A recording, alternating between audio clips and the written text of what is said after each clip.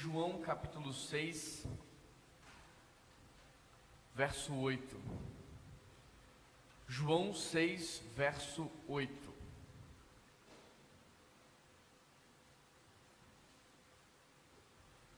João 6, capítulo 6, verso 8. Se você abriu esse texto, eu quero convidá-lo a lê-lo comigo, senão ele também está sendo projetado aí na tela.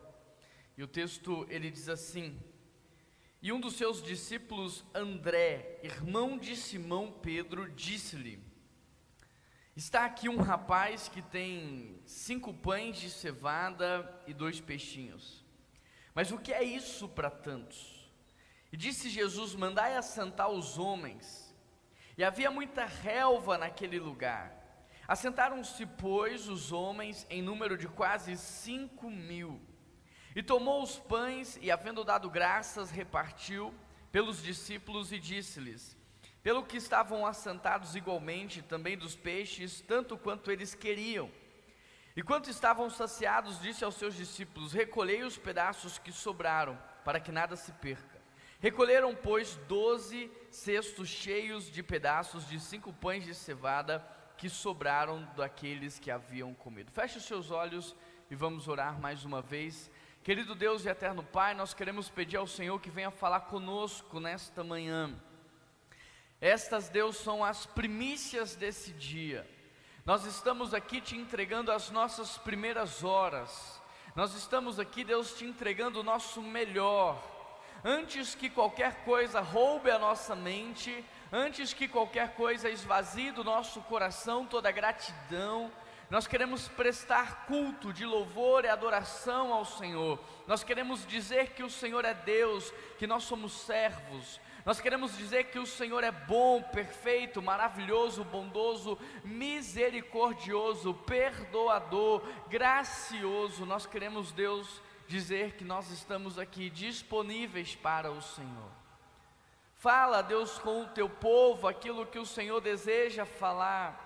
Fala, Deus, com o teu povo aquilo que o Senhor deseja tratar. Que o Senhor venha abrir nessa manhã a nossa audição espiritual, abrir a nossa visão espiritual, quebrantar o nosso coração, nos tornar sensíveis a esse mover maravilhoso do teu Espírito no nosso meio, Pai. Perdoa os nossos pecados, santifica a nossa mente, purifica o nosso coração, e que seja uma manhã de fato, Deus, aonde sejamos chacoalhados pelo teu mover e pela tua presença. Em nome de Jesus que nós oramos, e toda a igreja diz. Esse é um domingo muito especial, o primeiro do mês de dezembro. Já estamos na reta final deste grande ano que foi 2024. Um ano sem dúvida alguma maravilhoso, extraordinário. E talvez você esteja se perguntando: mas pastor, por que maravilhoso e extraordinário? Porque você está aqui, porque você está com saúde, porque você está vivo. E se você está vivo e se você tem saúde, então você tem motivos para dizer que esse ano foi maravilhoso e extraordinário. Se você está chegando ao final desse ano, você tem mais do que motivos para agradecer a Deus pela sua bondade, a sua misericórdia que te alcançou mais uma vez. E nós vamos terminar esse ano em grande estilo. Domingo que vem nós teremos aqui no culto tradicional e também no culto das 10, pastor André Fontana. Eu quero muito que aqueles que não conhecem, que conheçam o pastor André Fontana. Pastor André Fontana foi aquele que me formou. Desde os meus 20 anos, foi aquele que me abraçou como seminarista ali no estado de São Paulo, foi aquele que me encaminhou para o ministério, foi aquele que me ensinou tudo o que eu sei. Muitos aqui já conhecem, aqueles que não conhecem, eu gostaria muito que você conhecesse. Ele estará aqui junto com a sua esposa, Daniela Fontana, e vai ser uma alegria muito grande recebê-lo. Mas essas semanas serão semanas maravilhosas. Nós fomos escolhidos aqui. A Primeira Batista de BH foi escolhida para passar um episódio inédito do Natal, daquela série que todos os cristãos assistem, chamada The Chosen. Quantos conhecem o The Chosen aqui? Vai haver um episódio inédito, e nós vamos passar aqui, que dia, Pri? Sexta-feira, agora? Sexta-feira agora, às 20 horas, nós vamos passar aqui um episódio inédito de Natal sobre o seriado The Chosen, e você é o nosso convidado. Na semana que vem já começam as nossas cantatas de natais, e nós teremos cantatas lindas, maravilhosas aqui, e eu quero que você fique atento. Nós como igreja também fomos escolhidos e convidados já há alguns anos para participar do Circuito Natal da Liberdade, e nós estaremos ali mais uma vez também cantando lá na Praça da Liberdade. Nós teremos uma cantata aqui na Praça Raul Soares, vai ser um mês incrível. Sem falar que nós vamos encerrar com chave de ouro, aqui no dia 31 de dezembro, num culto de virada, com batismo, com ceia, com um jantar lá em cima. E eu quero que você de fato aumente as suas dívvidas, porque será um dezembro glorioso. Deus sempre guarda o melhor para o final. Sempre o melhor está no final. O melhor do namoro é o final dele, porque é o noivado. O melhor do noivado é o final dele, porque é o casamento. Deus sempre guarda o melhor para o final, e eu tenho certeza que juntos nós vamos terminar 2024 muito melhor do que nós começamos. Amém? Você crê nisso? Dentro dessa série Cristão Contagiante, eu quero dar continuidade te ensinando a como ser um cristão relevante, um líder relevante na sociedade. Você já leu o texto, e em cima desse texto da multiplicação dos pães e dos peixes, eu quero compartilhar com vocês algumas angústias que habitam no meu coração. Às vezes nós olhamos para a violência no mundo e nós pensamos assim: o que será que Deus poderia fazer para acabar com a violência do mundo?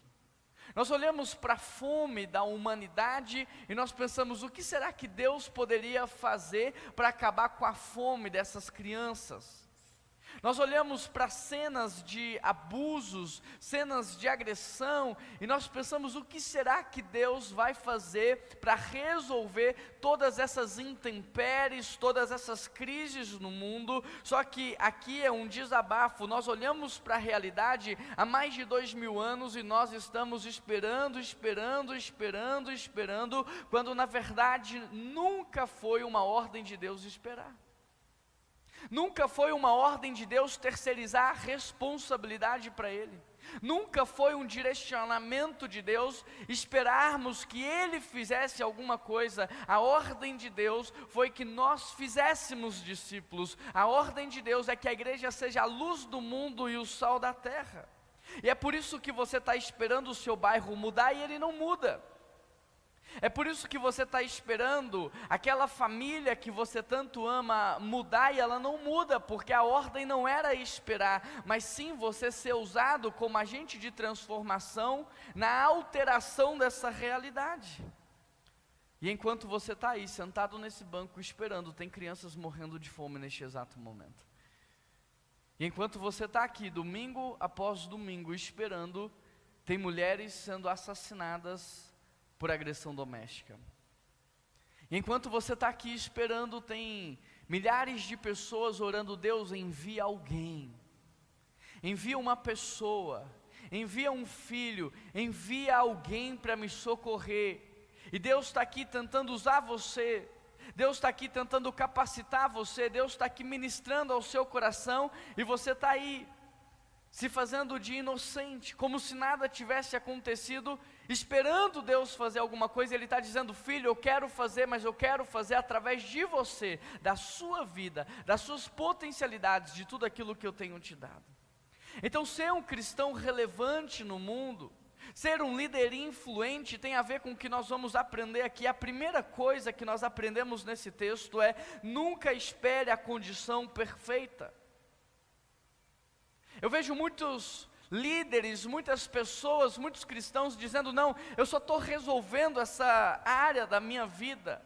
Não, eu só estou ajustando aqui alguns fatores, eu só estou organizando as minhas finanças. Olha, eu só estou organizando melhor o meu tempo. Mas enquanto você está organizando, tem gente morrendo sem conhecer a Cristo, tem gente perecendo sem conhecer a Cristo. Então, não espere a condição perfeita. Eu me lembro que uma vez nós estávamos na beira da piscina, eu, Keila, Samuel estava, tinha mais algumas outras pessoas. O Natan era pequenininho, ele entrou na piscina, ele sabia nadar. mas em um momento ele desesperou lá e ele começou a pensar que estava afogando. Eu não vi de primeira, quem viu foi a Keila, e ela entrou com roupa, com celular, com tudo que ela tinha, ela entrou na piscina. Quando se trata de salvar uma pessoa, não existe condição perfeita. Não existe espera, eu vou tirar a roupa que não pode molhar. Não existe espera, deixa eu ver se tem celular no bolso, deixa eu ver se tem dinheiro. Quando se trata de salvar uma pessoa, não existe a condição perfeita. Me lembro de uma outra situação. Eu estava em alto mar, estava nadando, sabe quando você olha e fala assim, olha, eu vou nadar até aquela boia, não faça isso. Eu fiz, mas estou aqui para te dizer, não faça isso, te desencorajar de não fazer isso. Eu fui, e a ida foi muito tranquila, o problema foi a volta. Já era final do dia, aquelas ondinhas, o mar gelado, difícil de voltar. Quando a Nath percebeu junto da Keila, elas pegaram uma prancha, uma boia e foram nadando, e eu fingindo que nada estava acontecendo, mas no fundo, Deus, obrigado, porque elas estão vindo com uma prancha.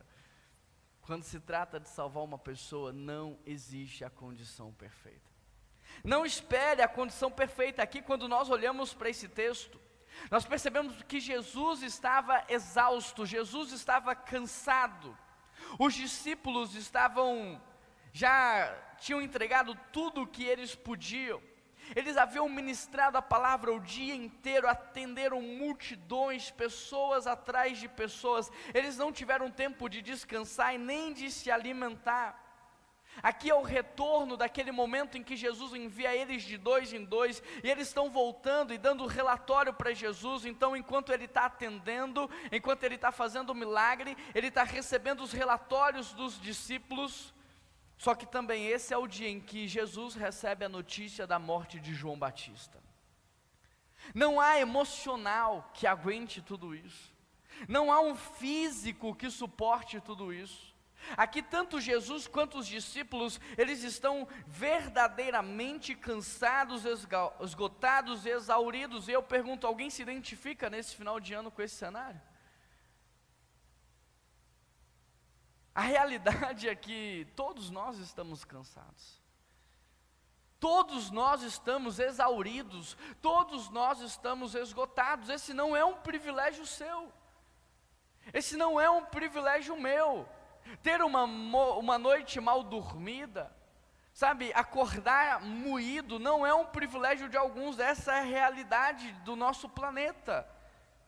Com isso eu quero te dizer que Jesus está ali nessa situação, e o texto diz que ele atravessa o lago de Tiberíades, ele vai para o outro lado, e talvez o intuito de Cristo seja repousar, descansar. E quantos de nós no final de ano como esse também não planejamos um descanso?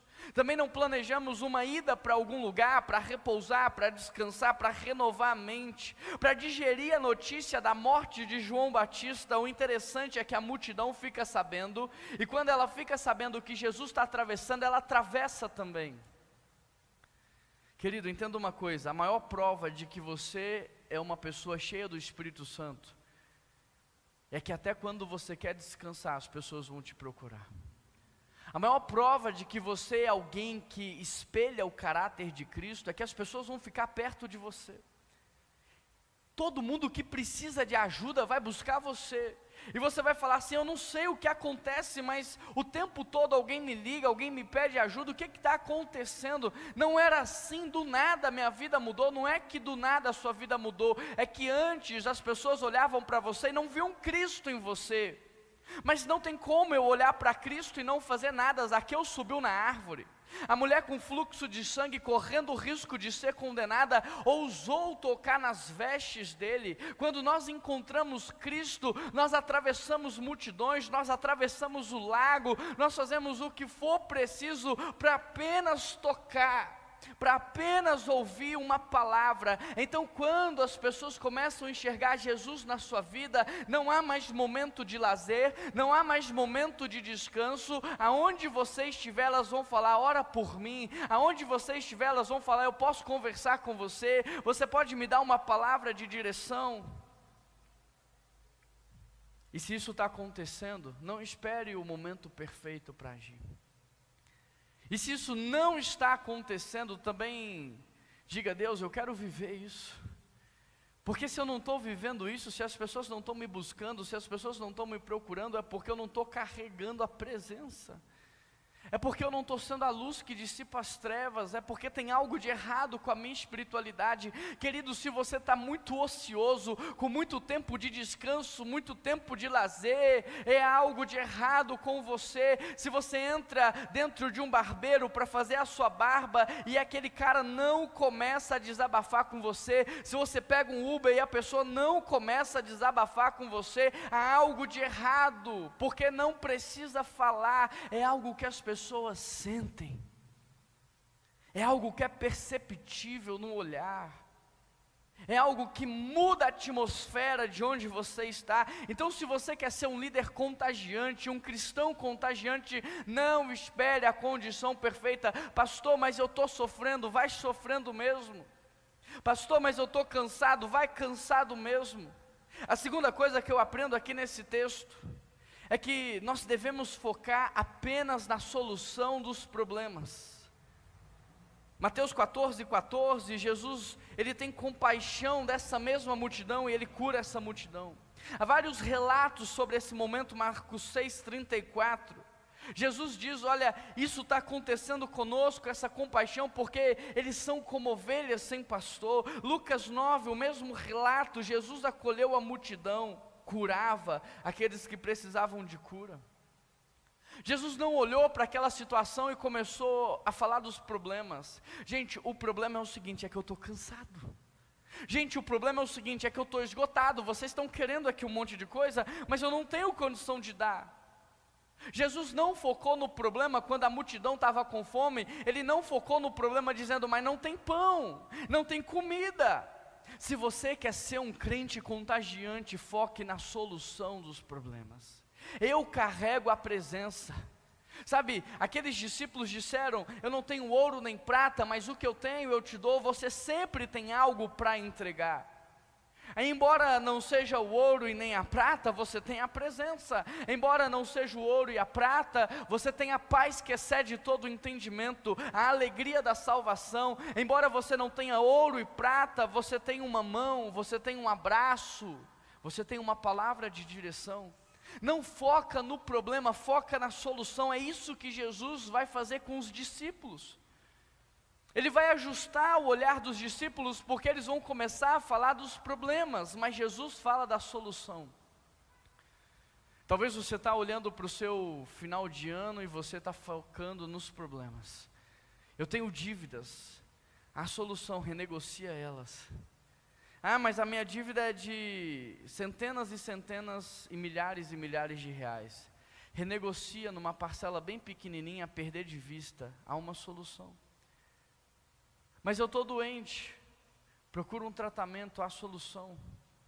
Mas eu estou acima do peso, faz atividade física, há uma solução. Mas o meu casamento está em crise, procura ajuda, há uma solução.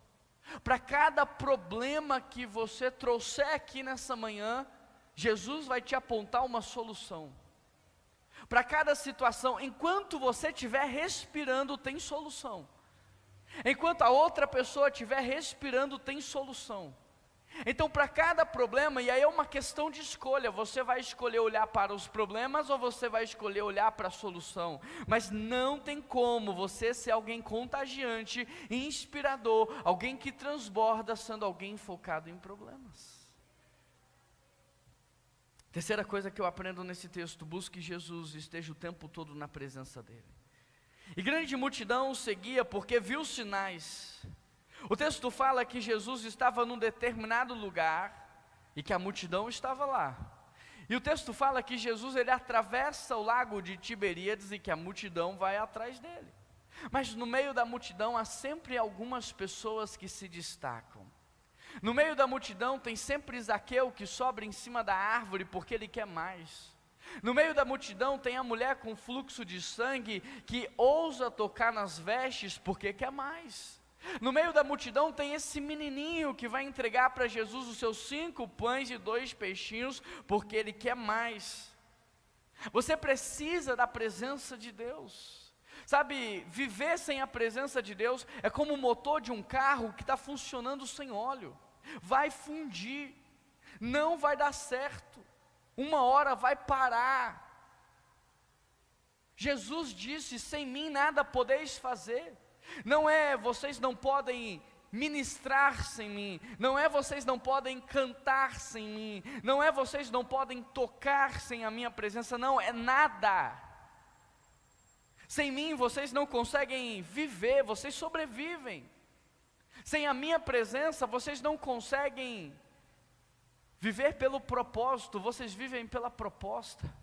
Sem mim nada vocês conseguem fazer. Querido, olha, quando Deus faz o homem do pó da terra, Ele pega aquela porção de lama que é o pó, aquele molde que é o pó, e Ele sopra o fôlego da vida, e Ele diz: agora sim você é uma alma vivente. Sem o sopro de Deus, sem a presença de Deus na sua vida, você é o pó, você vive como pó, você anda como pó, você se rasteja como pó. Mas quando o Espírito Santo começa a soprar, quando você começa a ser cheio da presença, aí Ele olha para você e diz: agora sim você é alguém que vive. Tem muita gente sobrevivendo, se arrastando, torcendo para o ano acabar mais rápido, torcendo para a vida acabar mais rápido.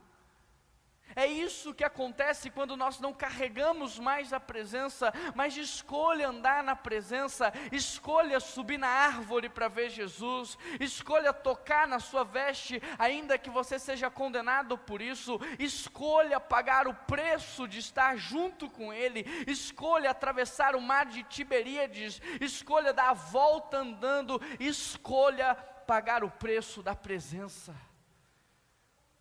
Talvez atravessar o mar de Tiberíades é você não abrir mão do seu domingo, porque domingo é inegociável.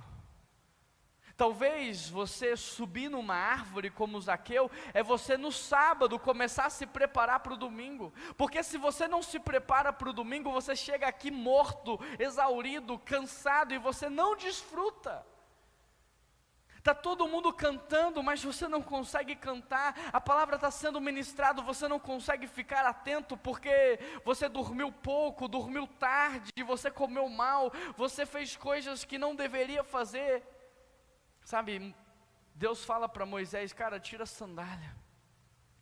Deus fala para Moisés: fala para o povo se preparar, porque amanhã nós vamos ter um encontro. Deus fala para o povo o tempo todo: santifiquem-se, porque nós iremos nos encontrar. O domingo não é uma surpresa na vida do crente, o domingo não pode ser um ato inesperado, o domingo tem que ser algo que nós nos preparamos para ele. Eu preciso me santificar para mim viver o domingo. As pessoas estão dedicando um dia a ídolos falsos, a deuses falsos, e nós que servimos ao único e verdadeiro Deus, nós não separamos nem um dia para Ele. Nós não separamos uma hora do nosso dia para Ele. Que tipo de cristão nós somos? Que tipo de seguidores de Jesus nós somos? Que tipo de discípulos que nós somos? Porque em todas as religiões há seriedade, em todas as seitas há seriedade, mas nós que servimos ao único e verdadeiro Deus, nós perdemos a reverência, nós perdemos o respeito, nós perdemos o temor. No mundo islã, no mundo muçulmano, não existe falar com Deus de qualquer maneira, não existe se dobrar de qualquer maneira, não existe cultuar de maneira, a reverência, a respeito, a temor, a total entrega. Para ser uma pessoa inspiradora, tem que ser alguém que anda na presença, alguém que está cheio da presença. A quarta coisa que eu aprendo nesse texto é que nós precisamos andar com as pessoas certas. E um dos discípulos, André, irmão de Simão, Pedro, disse: está aqui um rapaz que tem 5 pães e 2 peixinhos. Se você observar esse menino, de alguma maneira ele estava com a pessoa certa. Porque André, no ministério de Jesus, é o maior responsável por conectar pessoas aleatórias a Jesus. Se esse menino tivesse talvez chegado para Pedro com os 5 pães e 2 peixinhos, eu imagino que Pedro iria falar para ele assim: sai daqui, menino, vai atrapalhar o mestre, vai incomodar Jesus, sai daqui. Se ele tivesse se aproximado de qualquer outra pessoa, talvez essa outra pessoa não teria essa habilidade de conectá-lo a Cristo. Mas esse menino de alguma maneira é atraído a André, porque André tem essa habilidade natural, esse dom natural. André não tem ciúmes de Jesus. André é alguém que pega qualquer pessoa e fala: eu vou te levar no mestre. Ande que te levem a Cristo, ande com as pessoas que te conectam com Deus, ande com as pessoas que te colocam na presença, ande com as pessoas certas. Tudo na vida tem a ver com as pessoas que você está andando. Sabe, tem rodas que você entra para ensinar, para influenciar, mas tem rodas que você entra para ser influenciado. E você precisa escolher bem as rodas que estão influenciando você, as conversas que influenciam você, porque sem perceber, pode ser que você esteja perdendo a presença. Sem perceber, pode ser que você tenha do seu lado pessoas que estejam te levando para longe do Mestre, para longe de Jesus. Não é só um dia que você não vai orar. É só um dia, vamos fazer isso, vamos marcar isso. É só um dia que você não vai lá naquele culto. É só um dia que você não vai servir. É só um programa de televisão e você já não vai mais orar. E quando você menos percebe, aquilo se tornou um hábito. Eu me lembro de quando eu era criança, gostava muito de jogar bola. E às vezes jogava bola naqueles campos de terra, quem nunca, né? E eu ia para o futebol todo engomadinho, sempre gostei de andar todo arrumadinho. Tênis limpinho, a meia, o short alinhado, a camisa. Os meus colegas iam jogar assim, sem camisa, tudo, mas eu sempre gostei. Interessante porque quando começava a jogar ali naquela sujeira, às vezes chovia. E no início eu falava: cara, eu vou jogar de um jeito que eu não vou sujar minha roupa. A bola vinha e você chutava de um jeito que não ia jogar lama, não ia sujar.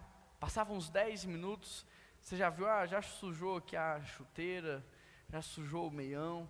Passava mais 10 minutos, você olhava e falava assim: eu já estou com o calção sujo mesmo. Passava 40 minutos, você se jogava na terra.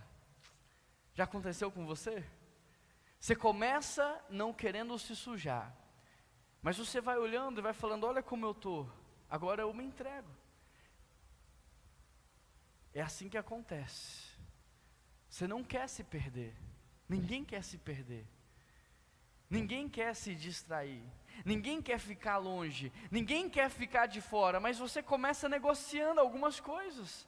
Aí você olha e fala: olha, eu já me perdi aqui um pouquinho. Aí você olha e fala: eu já estou um pouco mais perdido. E aí quando você percebe, você fala: não tem mais como voltar. Não tem mais o que fazer. E é assim que tem acontecido na vida de muitos cristãos. Você precisa andar com pessoas que vão te colocar no caminho certo. Você precisa andar com pessoas que vão incendiar o seu coração. Você precisa andar com pessoas que não vão te deixar na zona de conforto. Você precisa andar com pessoas que vão pegar a sua mão e vão te levar até Jesus Cristo. Em quinto lugar, entregue tudo o que você tem nas mãos de Jesus. André, irmão de Simão Pedro, disse: aqui está um rapaz que tem 5 pães de cevada e 2 peixinhos, mas o que é isso para tantos? Interessante porque, de fato, 5 pães e 2 peixinhos não dava para alimentar uma multidão. O texto diz 5.000 homens, fora mulheres e crianças, então ali você tem de 12 a 15.000 pessoas. 5 pães e 2 peixinhos hoje não sustentam meus 2 filhos num café da manhã. Eu acho que seria 5 pães para um só. E olha que ainda tem 8 e 9 anos, daqui a pouco está comendo 7. Eu lembro quando eu era adolescente que comia quase uma pizza inteira, sozinho. 5 pães e 2 peixinhos para 15.000 pessoas, é loucura. Mas sabe, tudo depende de que mãos está. 5 pães e 2 peixinhos nas minhas mãos produzem 5 sanduíches, mas nas mãos de Jesus alimenta uma multidão, porque tudo depende de que mãos está. Uma bola de futebol nas minhas mãos custa R$30, nas mãos do Neymar valem milhões, porque tudo depende de que mãos está. Uma bola de basquete nas minhas mãos, R$40, do Michael Jordan, bilhões de reais, porque tudo depende de que mãos está. Uma vara nas minhas mãos eu uso para espantar animais. Com a mesma vara Moisés era capaz de abrir o mar vermelho, porque tudo depende de que mãos está. Cuspe e barro nas minhas mãos são lama, nas mãos de Jesus é remédio que cura os cegos, porque tudo depende de que mãos está. Pastor, eu quero quitar minhas dívidas, mas eu só tenho 5 pães e 2 peixinhos. Coloca nas mãos de Jesus. Já que não dá para sanar o problema, usa como semente. Pastor, eu tenho aqui um problema de relacionamento muito grande, mas a única coisa que eu posso fazer é pedir perdão. Coloque esse perdão e oração nas mãos de Jesus e você vai ver o que vai acontecer. Tudo sempre depende de que mãos está. Pastor, eu tenho 1 hora por dia para me dedicar, para transformar o mundo, para trazer um impacto, para deixar um legado. Coloque essa 1 hora nas mãos de Jesus e você vai ver o que Ele vai fazer, porque tudo depende de que mãos está. Eu não sei como que você chegou aqui, eu não sei o que você tem nas mãos, eu sei que nas tuas mãos isso é desperdício. Eu sei que nas tuas mãos isso vai acabar. Só nas mãos de Jesus isso pode multiplicar, só nas mãos do Mestre isso pode crescer, só nas mãos de Jesus a realidade pode mudar. Em 6º lugar, seja obediente. Ainda sobre tudo depende das mãos que está, deixa eu te perguntar, quanto tempo você acha que pode durar um pouco de leite? Qual é o prazo de validade de um pouco de leite materno, por exemplo? Quanto tempo você acha que dura? Alguém pode chutar? Ninguém? 24 horas fora da geladeira, sem congelar? 12 horas? Mas aqui na minha vida está durando 34 anos. Porque tudo que é guardado é perdido, mas tudo que é entregue é salvo. O pão guardado mofa, o pão repartido que alimenta multidões dura por eternidade. O dinheiro desvaloriza com o tempo, a inflação destrói. Hoje o que eu ganho por mês é equivalente ao que eu ganhava em 2018 por causa da inflação. O meu poder de compra hoje é o mesmo de 2018 por causa da inflação. A inflação destruiu o dinheiro. Às vezes eu e você ficamos ali guardando o pão, mas o que o pão valia ontem não vale mais hoje. Um pão fresquinho custa X, um pão mofado não vale nada, você fica aí guardando, segurando a semente, ela vai apodrecer nas tuas mãos, mas nas mãos de Jesus ela estará salva. Nas mãos de Jesus essa mesma semente, ela floresce, ela vira uma árvore, ela dá frutos e vira um ciclo ilimitado de frutificação. Em 6º lugar, seja obediente, e mandai assentar os homens. Se você observar, não basta estar na presença de Jesus, não basta andar com as pessoas certas, você precisa obedecer. Nada substitui a sua obediência. Jesus não vai te forçar. Jesus não vai fazer com que você opere a vontade dele contra a sua vontade. Você tem que escolher a vontade dele.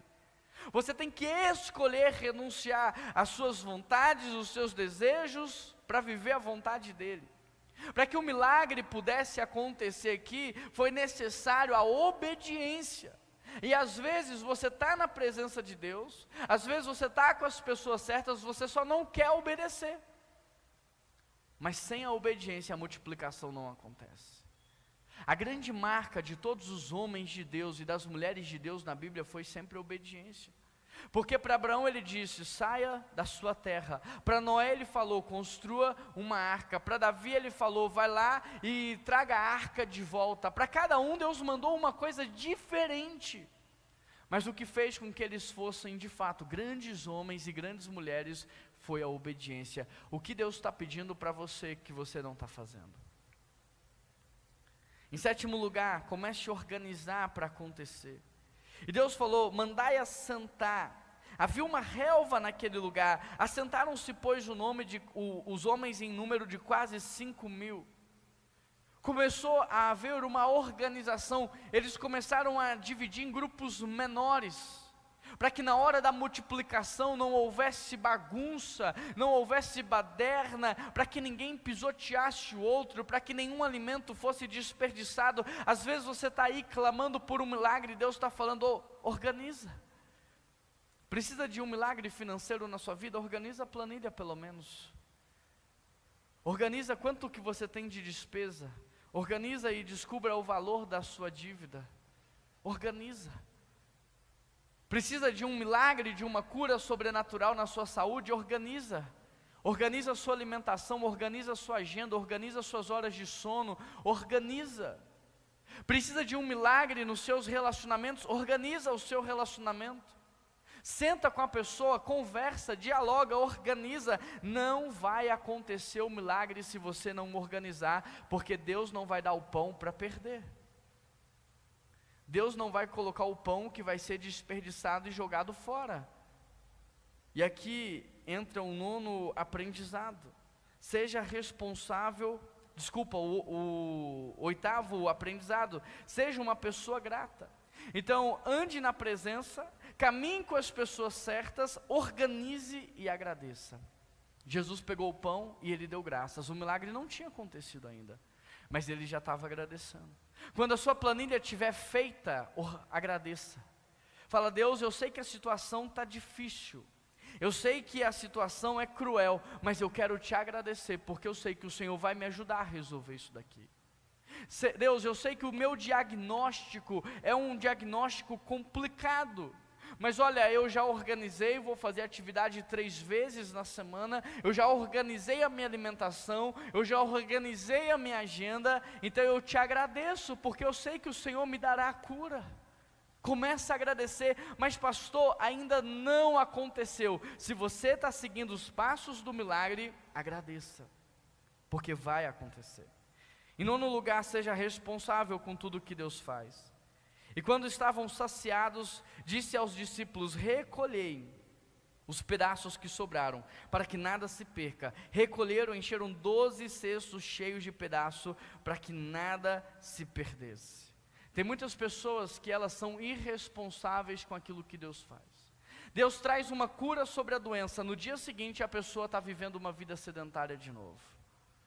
Deus faz um milagre financeiro, Ele manda um dinheiro que você não estava esperando, no dia seguinte você está gastando mais do que ganha de novo. Deus não vai ficar fazendo milagre na vida de cristão mimado. Deus não vai ficar fazendo milagre na vida de quem não cresce. Milagre é para tirar você da imaturidade, milagre é para tirar você dessa situação, mas não para infantilizar você, porque tem gente que todo mês está falando: Deus, faz um milagre na minha vida financeira, e ele não cresce, e ele não muda, e ele não aprende, e ele não é fiel ao Senhor, e ele não honra ao Senhor, e ele não organiza, e ele não controla o ímpeto. Tem gente que está todo ano pedindo por uma cura numa determinada área da vida, mas ele não muda a alimentação. Entende? Você precisa ser responsável com o que Deus está fazendo, porque Ele diz: ser fiel no pouco, que eu te colocarei sobre o muito. Se você não foi fiel no primeiro milagre, você está desprezando os próximos milagres. E é por isso que tem crente que no passado vivia muito milagre e não vive mais. É por isso que tem crente que no passado vivia muita coisa sobrenatural e não vive mais, porque não foi fiel e nem responsável com o que Deus fez. Em 10º lugar, conte o seu testemunho, para que o nome de Deus seja glorificado. Vendo, pois, aqueles homens o milagre que Jesus havia feito, diziam: este verdadeiramente é o profeta que haveria de vir ao mundo. Eu quero terminar dizendo que o que a cidade precisa está aqui nessa manhã. Jesus, com 12 pessoas, ele mudou a história da humanidade. Imagina o que pode acontecer com a cidade de Belo Horizonte através das nossas vidas. Há muito mais do que 12 pessoas aqui. Com 12 pessoas ele mudou a história de mais de 7 bilhões de pessoas no mundo. Imagina o que pode acontecer se cada um de vocês entender essa mensagem, viver essa mensagem. Haverá multiplicação, haverá cura, haverá salvação, haverá transformação, haverá libertação, haverá mudanças. O que a nossa cidade precisa está sentado aqui nessa manhã. O que a nossa igreja precisa está aqui nessa manhã. O que a sua família precisa está aqui nessa manhã. Mas o problema é que nós não queremos ser esse menino que entregou tudo o que tinha. Nós torcemos para que no nosso meio haja outro menino que entregue. Nós ficamos olhando para a situação e há duas posturas naturais da nossa carne. A primeira é ficar esperando alguma coisa acontecer, esperando Jesus fazer, e a segunda é esperando alguém se disponibilizar para ele. Então eu não vou entregar minha oferta para a reforma do banheiro, porque certamente alguém entregará. E um dia os meus filhos vão desfrutar de um banheiro mais adequado no espaço infantil, porque outra pessoa entregou essa oferta. E um dia os meus filhos vão desfrutar dessa situação mais segura. Um dia os meus netos vão desfrutar, porque certamente Deus não vai deixar que isso não aconteça. Deus vai mandar alguém. Então há duas posturas. A primeira é: Deus precisa trocar os bancos dessa igreja. Está rasgando a calça de todo mundo. Os idosos já não têm mais onde apoiar o braço para levantar e sentar. Deus precisa fazer alguma coisa.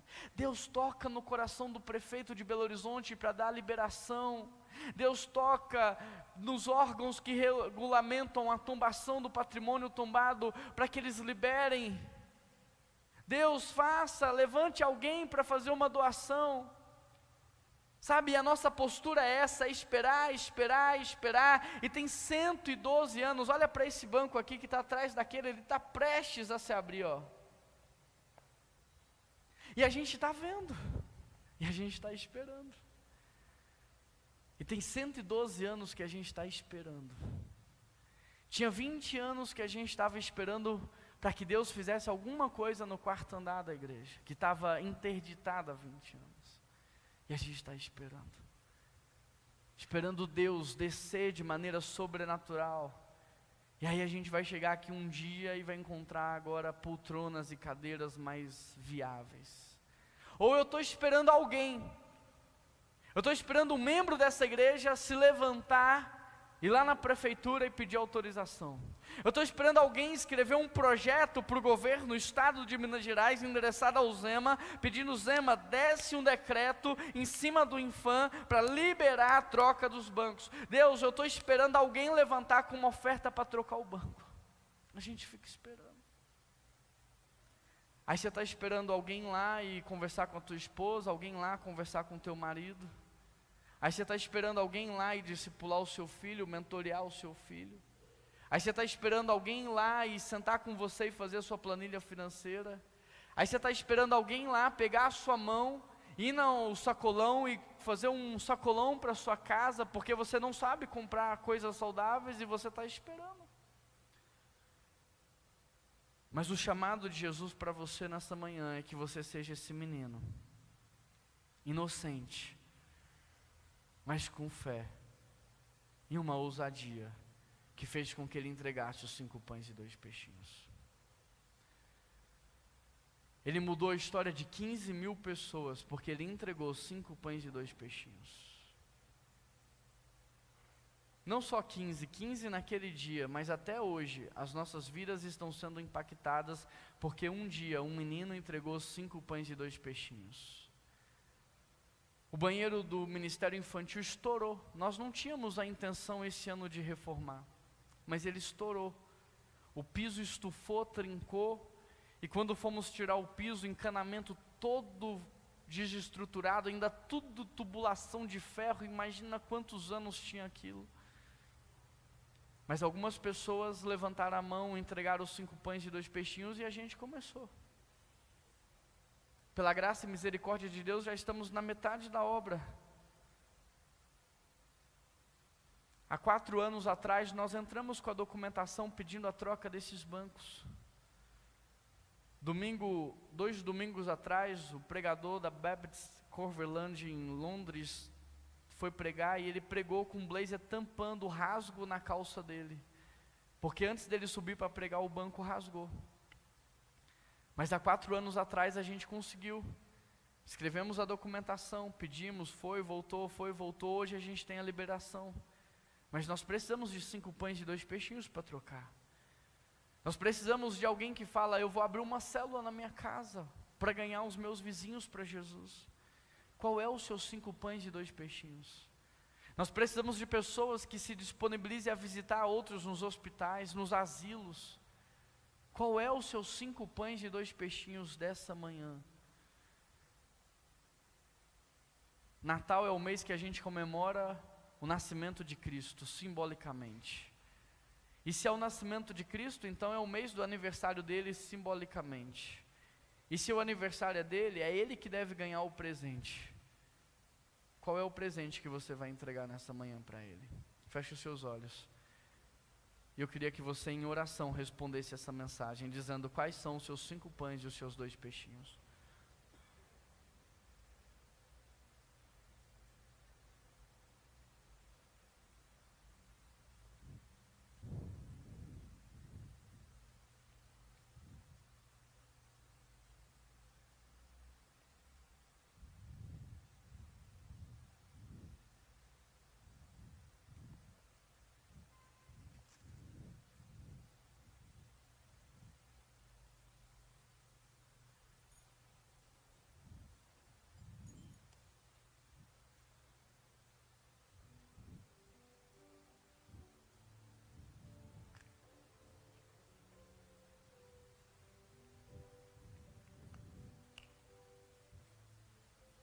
Não posso responder aquilo que Deus está falando com você. Essa resposta só você pode dar. Eu sou nessa manhã apenas André, que sabe que você tem 5 pães e 2 peixinhos, e que está te colocando nas mãos de Jesus. Mas eu não posso pegar os seus 5 pães e 2 peixinhos das suas mãos e colocar nas mãos dele. Só você pode fazer isso.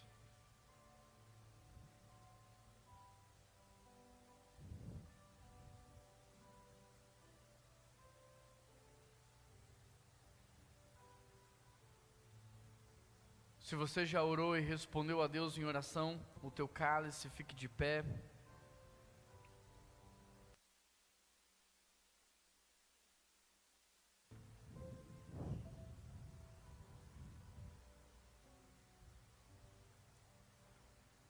Se você não recebeu, levanta a sua mão, o time do Connect vai levar até você.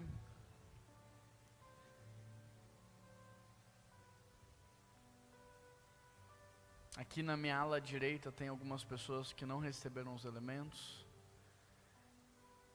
Aqui no corredor central nós temos algumas pessoas aqui na frente.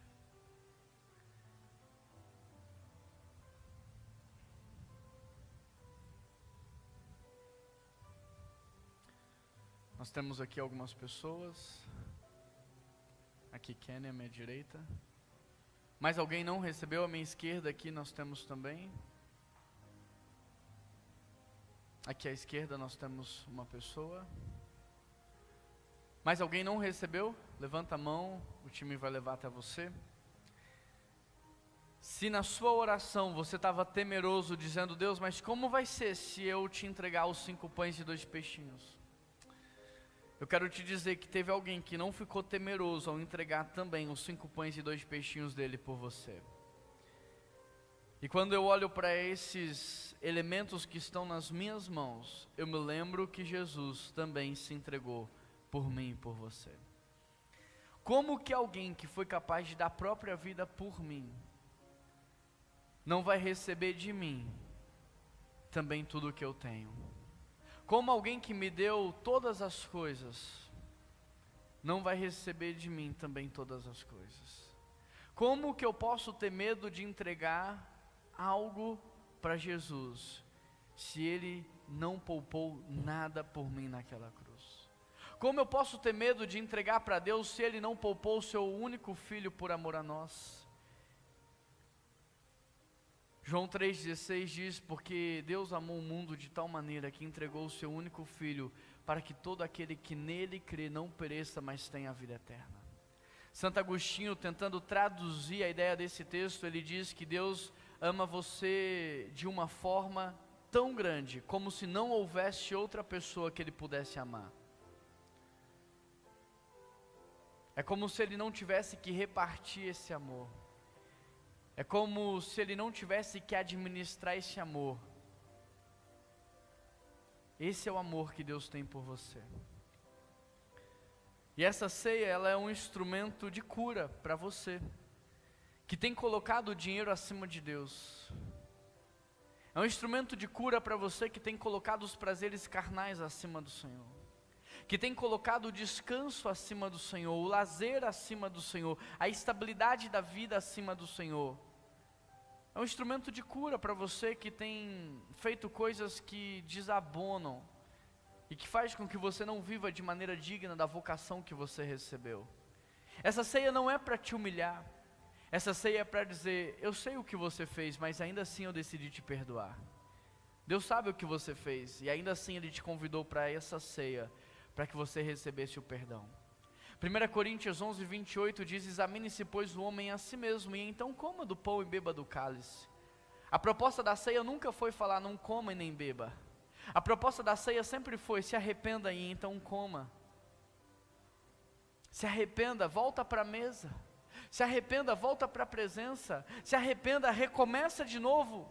Se arrependa, Jesus está aqui para te perdoar. A palavra de Deus diz, Ele é fiel e justo para perdoar todo aquele que se arrepende.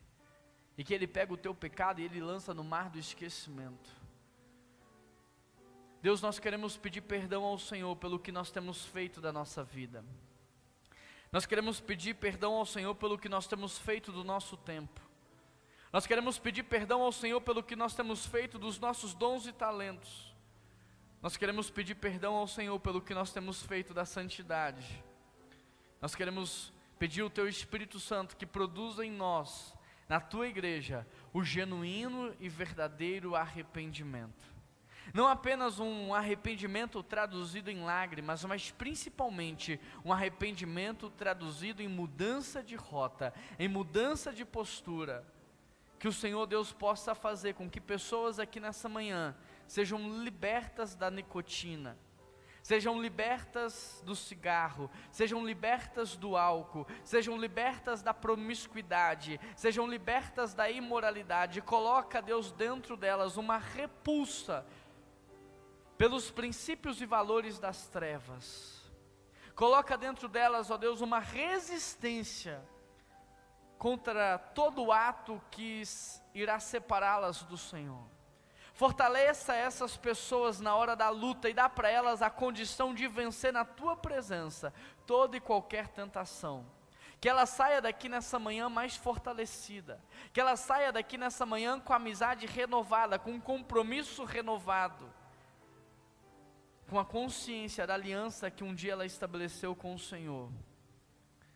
Pai, nós queremos Te agradecer porque o Senhor nos ama de tal maneira que o Senhor não desistiu de nenhum de nós. E ainda que muitas vezes escolhemos o pecado de maneira racional, o Senhor ainda assim nos chama a um culto como esse, nos dando a oportunidade de arrependimento, de confissão de pecados e de reconciliação. Nós queremos Te agradecer porque nós sabemos que o Senhor perdoa de verdade. E que quando o Senhor perdoa, o Senhor escolhe lançar no mar do esquecimento. Nós queremos Te agradecer porque mais uma vez as Suas misericórdias se renovaram sobre as nossas vidas. E nós fomos constrangidos pelo Seu amor. Receba agora, Pai, todo o nosso louvor e toda a nossa gratidão. E nós queremos expressar a nossa gratidão ao Senhor, renovando o nosso compromisso contigo a partir da Tua ceia. Em nome de Jesus que nós oramos e toda a igreja diz: pois o que recebi do Senhor, também vos entreguei. Que o Senhor Jesus, na noite em que foi traído, tomou o pão e tendo dado graças, Ele partiu e disse: fazei isto em memória de mim.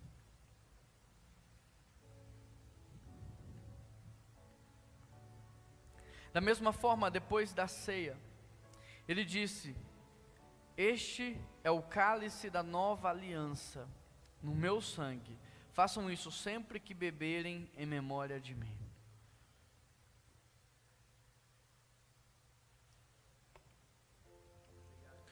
Porque sempre que vocês comem deste pão e bebem deste cálice, vocês anunciam a morte e a ressurreição do Senhor, até que Ele venha. Quais são os 5 pães e 2 peixinhos que nessa manhã você pode entregar ao Senhor?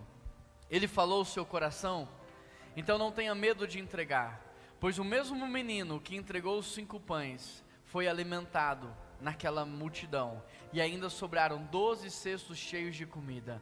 Nunca tenha medo de entregar, porque tudo que Deus nos pede não é para a subtração, é sempre para a multiplicação.